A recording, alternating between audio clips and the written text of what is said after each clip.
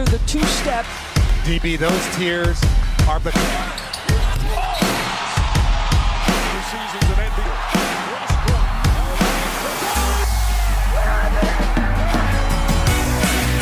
tell you right now, DB, who do I want to play? Time to be uncomfortable. For y'all, I'm comfortable. I'm comfortable saying Jason all time great. I'm comfortable saying he's top 15 all time.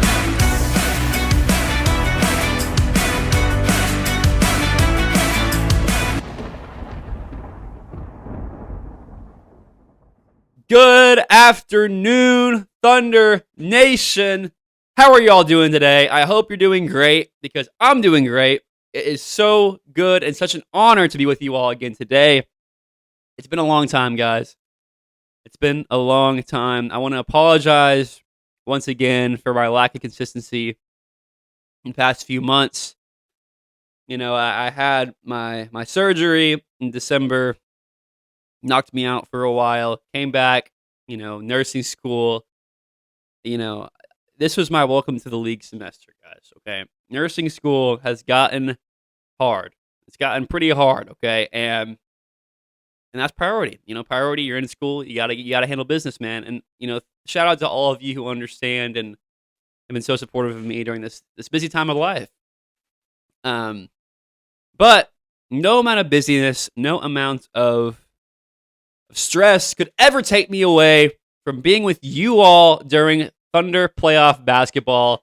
We are back officially weekly, hopefully more. We'll see how it goes with post-game things and whatnot.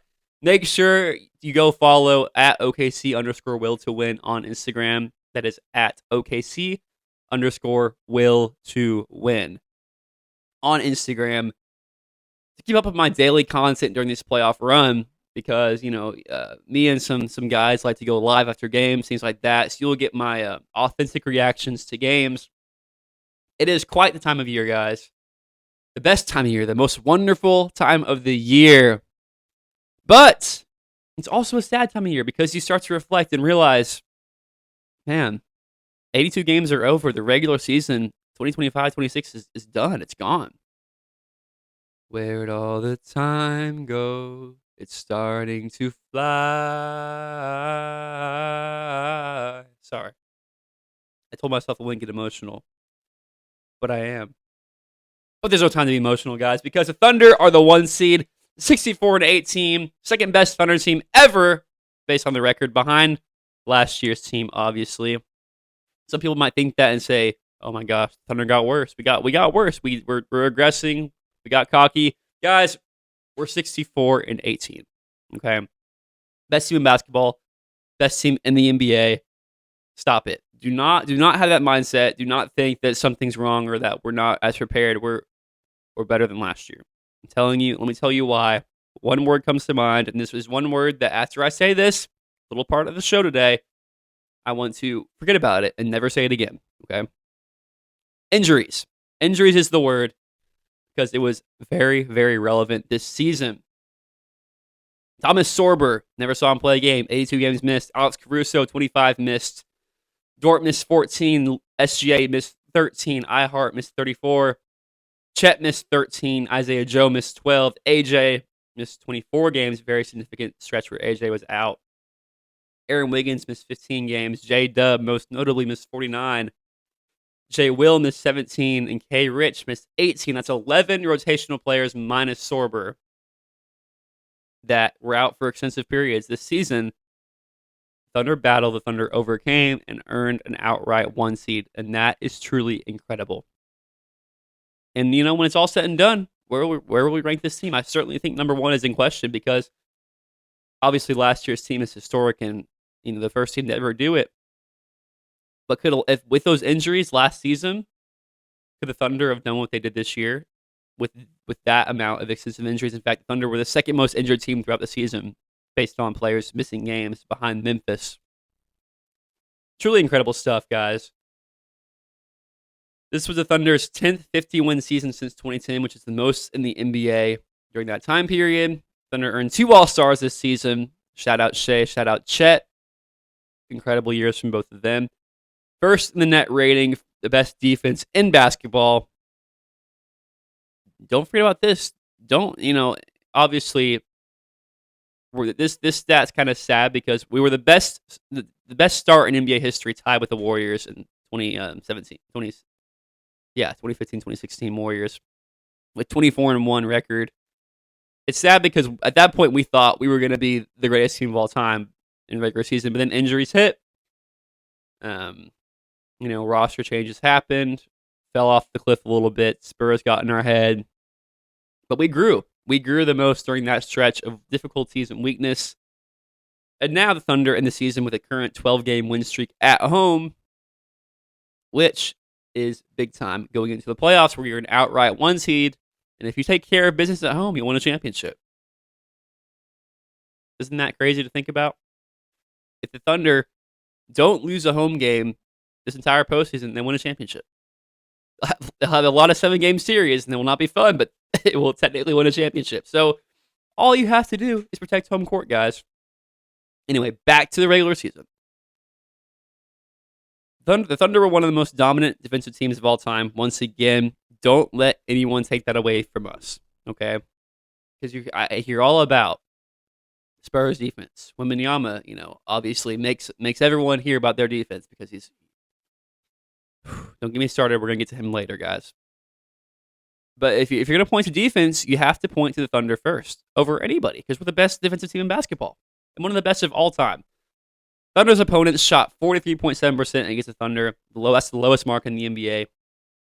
The Thunder averaged 20.7 deflections per game, which is highest in the NBA. Thunder averaged 22 points off turnovers per game, which is first in the NBA. Shout out guys like Casey Wallace for that.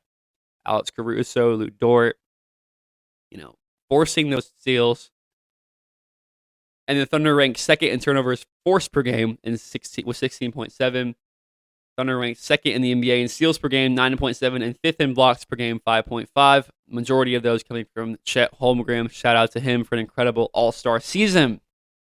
Now we're going to get into some specific shout-outs for individuals who stepped up this season. First off, J-Dub. Obviously, he only played 33 games, but he averaged 17 points per game, 5.5 assists, 4.6 rebounds, 1.2 steals in 28 minutes in those games. And guys, obviously, when J-Dub came in, sometimes it got a little clunky. It got a little awkward.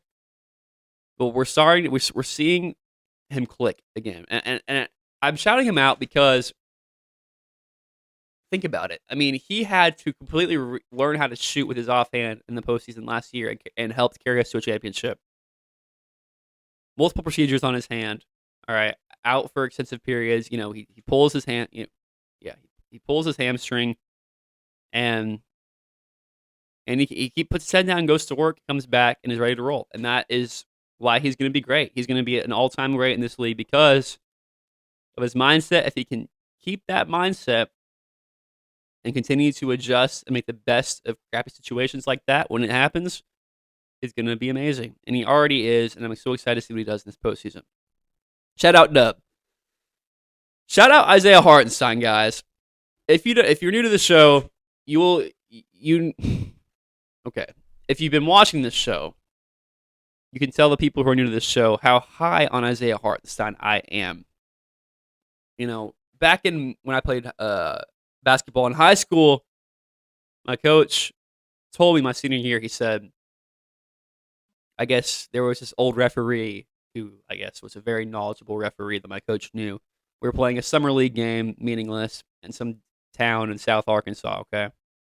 My coach he pulls me aside after the game. I was never really a top guy on the team. I was just kind of coming into my role, as a high school player, as a starter.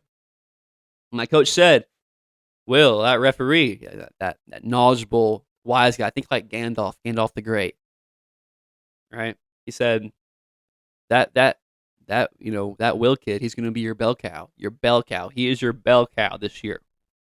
What is a bell cow? I had to ask my coach. I said, what is a bell cow? What does that mean? A bell cow is the cow that wears the bell. Okay, I mean, it's kind of inherent in the name, but a bell cow is the cow that wears the bell, and it rings the bell, and all the other cows, gather. It's the leader of the pack, but not the leader in the sense that like you can say Shay's our leader. Shay's our leader, obviously. our bell cow is the one who grounds the team and is going to do what he does every single night and make sure everyone can stand on top of him and go be great because he is holding it solid at ground level. That is Isaiah Hartenstein. 9.2 points per game on 62% field goal shooting, 9.4 rebounds a game, 3.5 assists per game. Isaiah Hartenstein was our secondary creator this year behind Shea. People were saying, who's going to step up and be that creator? AJ was a great creator throughout the year. But if we're talking about someone who facilitates the offense, Isaiah Hartenstein at the top of the wing on the handoffs, the pick and rolls, the vision, the passing. He is the facilitator and was our secondary creator this year. Without him in the game, our offense flows. Shout out to J. Will for adopting a lot of his mechanisms. You can tell they work together. You can tell they work so much on improving. And those two are going to be critical in the postseason for just creating fresh looks for our offense. Not just as good, solid big men to get boards and do their job. They elevate our roster in ways that most big men don't. So shout out to them, specifically Isaiah Hartenstein. AJ Mitchell, I already mentioned him a bit, 13 points per game. Really stepped up, was in the Rising Stars game. He is a rising star in this league, and it's like, how are we going to keep a hold of all these guys? Who knows? Not the problem right now. Casey Wallace emerged as a rising star and a top on-ball defender in the league this season with 2 steals a game. Shout out to him. Jared McCain, our last shout out is Jared McCain. He is the spark we needed this year. Everything was going bland. We were in a rut. Had lost, 3 straight to San Antonio going into the trade deadline, losing games to teams like the Pacers, and it was just things were not going well.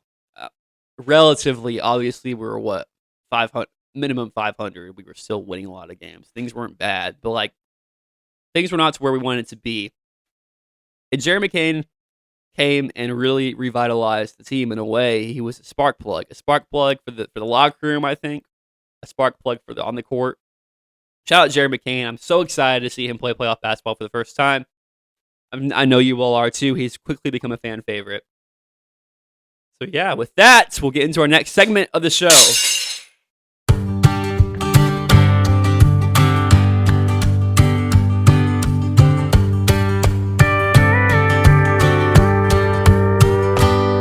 All right, everybody, welcome to Hats Off. My final Hats Off for the regular season. I'm giving out my Hats Off award to the player who earned it throughout the year, who got the most hats offs. I'm sure you know who it's going to be. We all knew who it was going to be at the start of the year because we know how consistent he is. Folks, today is a special Hats Off. It's a season-wide Hats Off. And I'm going to tell you right now, this is my pitch as to why SGA should get his back-to-back MVP. This is why SGA is the greatest player in basketball, the most valuable player in basketball, and it really isn't close. Okay, let's get into it. We're going to go rapid fire here because there is too much to say for SGA, okay? And we don't have time to go through all of it in depth. So, we'll start with the stats, the basics. 31 points a game, 4.3 rebounds a game, 6.6 assists per game. Great, fun. We could have more points when we had more boards and blocks. Okay, stats. Our stats, let's move on. Great stats, by the way, too. Great stats. And it gets better. First guard to ever average 30 points per game, 30 plus points per game on 55+% shooting and 38% three-point shooting. Efficiency is the word we're going to keep coming back to for SGA. By far his most efficient season ever. One of the most efficient seasons ever by a guard. He averaged 30 plus points per game on 50+% shooting this season. He's also done that for his past 3 seasons. 4 in a row. 30-plus point per game seasons on 50+% shooting, joining Michael Jordan and Wilt Chamberlain for the only players to ever do that. Shea is, people are saying that if he is to win a second MVP, second straight championship, we're going to have some uncomfortable conversations. We're not ready. We're not ready to have these conversations yet. Guys, I'm having them. I'm talking about it. I've been talking about it for the whole year. Okay? It's time to be to be uncomfortable. For y'all, I'm comfortable. I'm comfortable saying Shea's an all-time great. I'm comfortable saying he's top 15 all-time after the season. After the season, because I believe he's going to win another championship. Folks, let's move on. Jordan and Wilt, though. That's a good company right there. 140 games with 20-plus points per game. Obviously, we know that streak in a row. Most ever. Historic. And he broke that record against the Denver Nuggets, hit an iconic game winner in a legacy-defining moment. Okay. Averaged 30-plus points per game while committing less than 2.5 turnovers for the third straight season. 30-plus points per game, less than 2.5 turnovers. Efficiency without turning the ball over. You don't see that from a lot of guys these days, right? Only player to ever do that, guess who? Guess who? This is Shea's third straight season doing it. Only one other player did it twice, 4 years apart.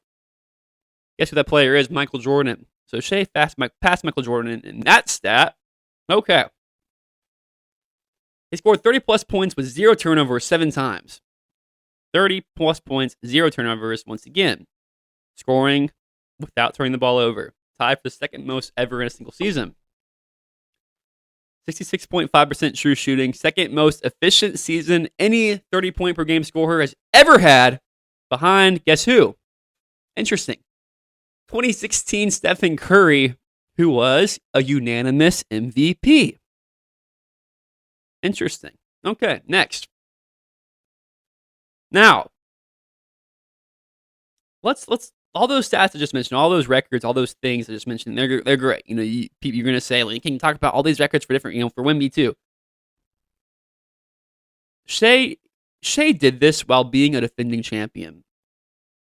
How do you think teams are going to play a defending champion night in and night out? Especially when you're a guy like SGA with the ball in his hands, who you know what he's trying to do every possession. You know what he's trying to do. And every team's going to throw your best at you. You are the hunted. You are the hunted this season. We were the hunted every single game. That's why we struggled at times. Because you're the defending champs. It's going to happen.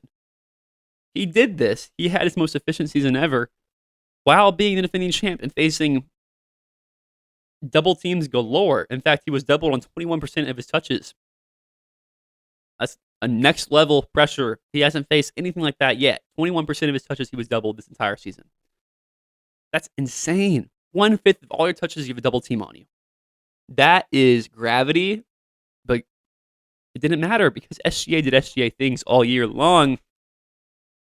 Obvious stat here. SGA played in 68 games. And, I think people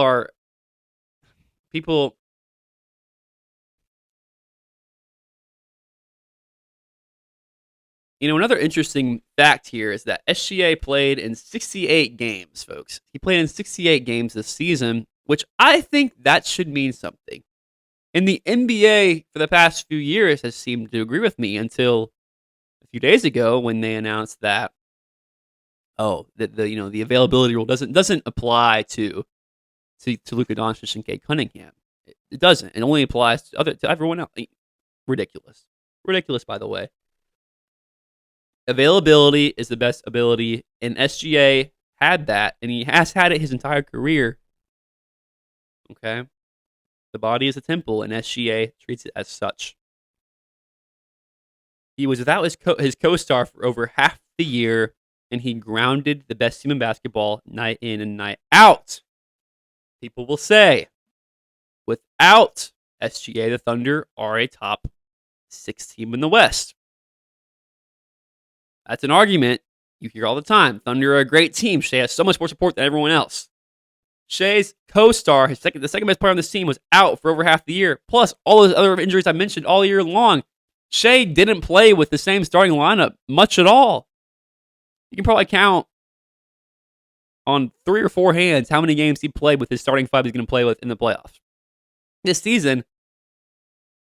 Because an MVP is someone who, no matter who sits on the court with him, he should be able to win you a game, and that is SGA.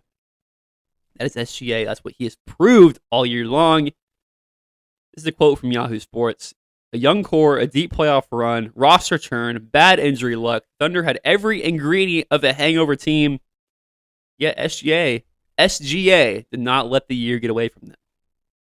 There were moments in this year where we were like, holy crap, it's going to get away from us. We had our year, back down to earth we go. SGA, remember Utah in early January. That's a game we should never have been close to. They should have never gone into overtime. SGA delivered, brought us into overtime, brought us to that victory with 46 points in a moment where he wasn't getting much help. Thunder were, confidence would have dropped if that loss occurred. We had some bad losses. SGA got the job done, time in and time out. I mentioned the game winner he had, but he had other iconic moments. Think about the first game against Houston, legacy moment. Now, I want to shout this out as well. If you have to tell the world you're the MVP, you're probably not the MVP. If you have to parade around post-game interviews telling everyone why you should be MVP, saying, begging on your knees to become the MVP of the NBA, you might just not be the MVP. An MVP is the MVP, and everyone knows they're the MVP. And I think everybody deep down knows who the MVP is this season. The NBA just needs to create a little narrative to create some excitement, especially when the Thunder match up against the Spurs in the conference finals. They probably won't announce this BS award until, it's not a BS award. The way they handle it is BS. They won't announce it probably until the end of the conference finals, like last year, or beginning, when Shea and Wemby are head-to-head, because the NBA is all about the clicks. Click center, it's the NBA. It's the NBA. But, the good news is, the voter system in place, the straw poll, Shea has won. He won that, I think, at a 90% clip. So, I think we're looking more at almost unanimous MVP this year. So, yeah. I could go deeper into Wemby. We've ranted on him before. I'm sure we'll have our chance in this playoff run. So we won't. So with that, all that being said, that was a mouthful, guys. Are you with me? If you're not with me, you might need to get checked out, because hats off to our back-to-back MVP, Shai Gilgeous-Alexander, for an incredible season. And now, the moment you've all been waiting for, it is time to cross the bridge from the regular season into the 2026 NBA playoffs. I want you all to close your eyes. Close your eyes and think of yourself 10 years ago. Who were you 10 years ago? I'll tell you this, I was 11 years old. I was in 5th grade. I was watching Thunder basketball in mid-April. I watched the Oklahoma City Thunder as a 3 seed beat Dirk Nowitzki's old and fatigued Dallas Mavericks in 5 games. I watched them fight like hell to take down San Antonio in the conference semifinals. Tim Duncan in the latter stage of his career.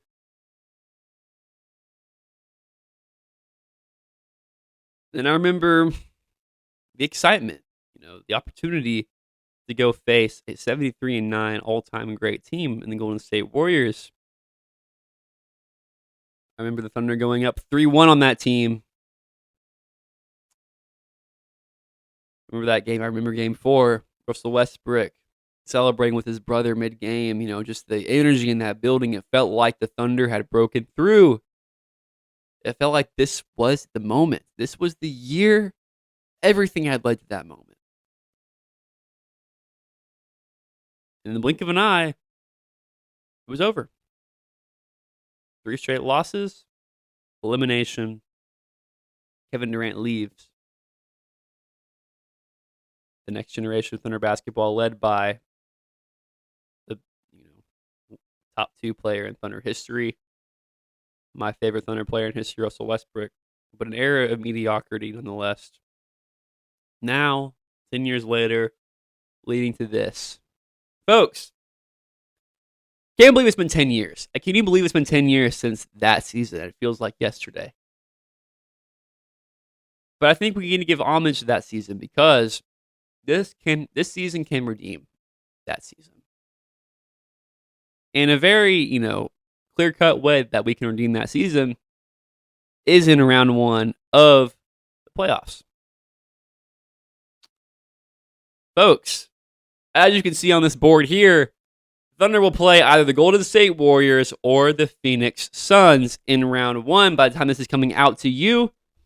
Hopefully the game has not started yet, and we'll see who wins. Now, you'll see my bracket I fill out here in a few minutes. But I have my pick. I have my pick in this game. I have who I want to play in this game. I'll tell you right now. Who do I want to play? I would rather play the Golden State Warriors than the Phoenix Suns. Now, people might call me crazy for that because Stephen Curry could go win himself some playoff games. I think against the Thunder team, he doesn't win more than one. If he plays out of his mind, he doesn't win the Warriors more than one game against our team because we are that good. Now, Phoenix Suns are more balanced. They're more feisty. They're more hungry, I feel. They worry me a bit more. Like I said, I'm not worried. Either way, we're winning the series. I think Phoenix takes us to a maximum of 6 games. I would say 5, personally. But, so yeah, I'd rather have the Warriors in round 1. I'd rather see Curry. I'd rather see Draymond. I'd rather redeem the 2016 Thunder and just mop the floor with those old heads, folks. That would make my season. Obviously, nothing, championship or bust. But that would be pretty sweet. That would be pretty darn sweet. So, other than that, the path is clear, folks. The path is, you've seen it all online. You've seen how good a position we're in. Let me pull up my bracket here. We're going to get into predictions here now. Folks, let me find it.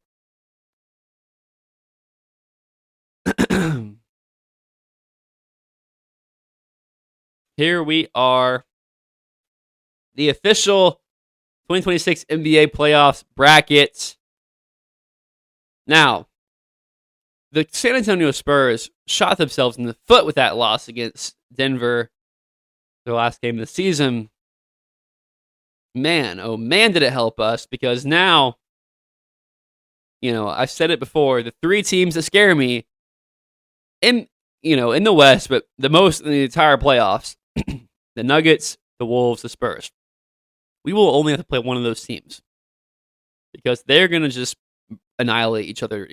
They can have fun with each other. We're up top. We're going to do our thing up there. Look at this path. The path is clear. The path is written for us. Lakers, Rockets, sure, that, it could be difficult. But,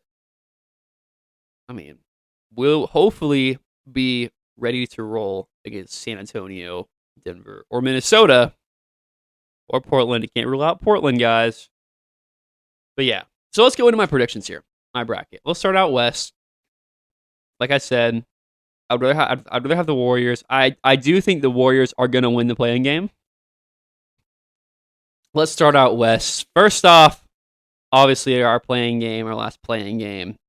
I have the Warriors. I know I'd rather play them. I do think that, I don't know, I just feel like Phoenix has been so inconsistent as of late.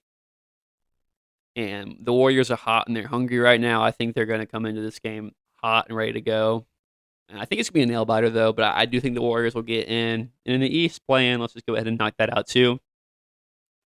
Give me Charlotte, man. Give me Charlotte. And the main reason I'm picking them is because I would love to see a Charlotte Pistons first round. I have a good friend who's a Pistons fan. And a big debate amongst him and some other friends of mine, not me, I think this debate's stupid, is LaMelo Ball better than Cade Cunningham? And it's a big debate amongst my friends. And, I don't think it's much of a debate. I think Cade clearly is a better NBA player. But this series could put a rest to that. So that I want that on a personal level. But I also think it would be cool to see Charlotte back in the playoffs. I love the energy of their fan base right now. If there's any team any team in this bracket I want to see win, if it's not us, it'd be the Charlotte Hornets. So give me Charlotte. All right, now back out west. Our series, give me the Oklahoma City Thunder in 5 games. Like I said, I think Steph Curry is good. If he stays healthy, he's good enough to get them 1 game. Give me us in 5 though. Houston, LA. I'm sorry, Lakers fans. Without Luka, without AR, LeBron is 41 years old. He's not doing it. Give me Houston in 6. 6 is generous. 6 is very generous. I was really wanting to get put 5, but the NBA I don't think is gonna let that happen to their ratings. Now this is what I really struggled with: Nuggets, Wolves. I didn't want to pick a bracket with no upsets. Okay. Last year I picked the Wolves over the Lakers, and boy was I was a good pick, right? I was a great pick, and I hate the Wolves, but they always find their way to compete in the playoffs these past few years. They always find a way to win these first round series. I think Ant, got to give credit where credit's due. He rises to the occasion in series like this. Give me the Wolves to really put a dent in the Nuggets' trajectory here. I mean, I think if the Nuggets lose this first round series, they're going to have a real reality check about where are we going as a franchise. Now, I think Jokic should get unhappy. I think there could be some displeasure in that franchise. Spurs in 5. Spurs in 5. We're not worried about the Portland Trailblazers against San Antonio. Yeah. Next, I guess I forgot to Detroit little logo here, but give me Detroit. Looks terrible. Give me Detroit though.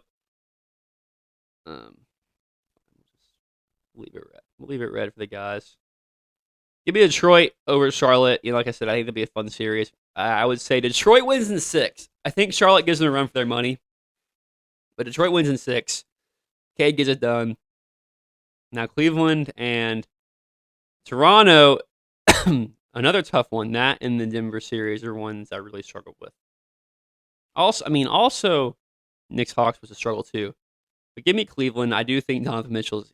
They've been so disappointed the past few years with how their seasons have ended. They're not going to lose in the first round to Toronto. They're not going to do it. It's not going to happen. Give me Cleveland. Next, give me New York. I liked the Hawks here. But I just don't think they have enough firepower to get it done in Madison Square Garden in the heat of the moment. I really think Madison Square Garden is going to play a huge role in this series. Then the volume needs to go up. And then give me Boston. Give me the Celtics over the Sixers. Oh, Cleveland. Let's say Cleveland in 6. Give me the Knicks in 7. Give me the Celtics in 6. Some close, a lot of good action out east. Alrighty. Now for conference semis. You already know what we're doing here. Thunder win in 6. I think Houston gives us some trouble. I think they give that they're stingy. I think guys like Amin Thompson, they give us a hard time. I think we win in 6 though. It's the playoffs. It's going to be competitive. Wolves, Spurs, give me San Antonio. I think that goes the distance though. Give me San Antonio in 7. Or no, 6. Give me San Antonio in 6. Both of us get out in 6 games. Now Detroit and Cleveland. Give me Cleveland. I think this is Cleveland's year to make a run. I think Cleveland can do it. They're overdue. I think they've had a lot of disappointment. They're going to be hungry. Donovan Mitchell is going to be so hungry. Mobley's going to be so hungry. Harden, he better just step aside and rise. He needs to step aside, let those guys take over, and rise with them. James Harden better lock in for my predictions here. Now, Celtics, Knicks. Ugh, goodness. I just don't know. I really struggle with that. I really struggle to say, can the Knicks do it again? I think they certainly can. Is Jason Tatum that ready to go? I don't know how ready he is. He's been playing well, but give me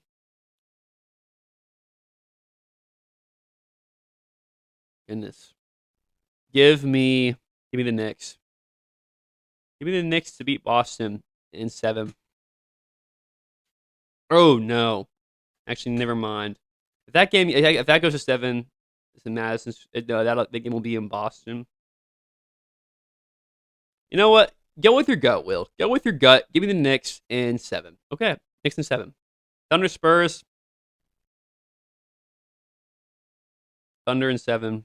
I think that's an absolute war. I hate Wemby, but one thing I respect about Wemby, the one thing I respect about Victor Wembanyama, is that he is going to play hard no matter what. And we haven't seen him in the postseason yet, but I think the intensity he's going to play with is going to be frightening for anybody. I think it's going to give us trouble because he's literally an alien. He's literally an alien. I think it's going to take a lot of adjustments for us to figure out how to beat him. But I think we do. I think their run stops there.